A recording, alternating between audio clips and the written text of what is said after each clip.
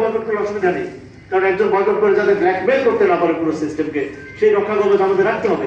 কিন্তু মোটা দাগে 50-এর নিচে যদি চলে আসে, আমরা একদলীয় নির্বাচন, যে হ্যাঁ এই ধরনের একটা রক্ষা কবচ আপনারা রাখতে পারেন। আর যদি বলেন যে কল ব্যাক করার প্রভিশন রাখা যেতে পারে। আর একটা হচ্ছে নির্বাচন কমিশন। আপনারা জানেন যে শেখ হাসিনা একটা বিধান করেছিল যে কেউ যদি সে মানে কু করে তাহলে তার মৃত্যুদণ্ড।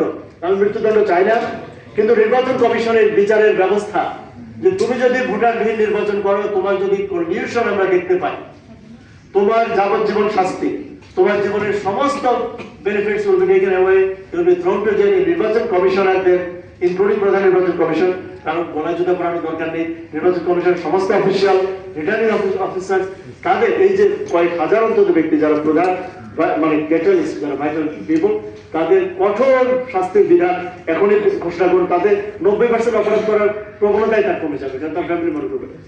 ধন্যবাদ সবাইকে আমাদের সুযোগ।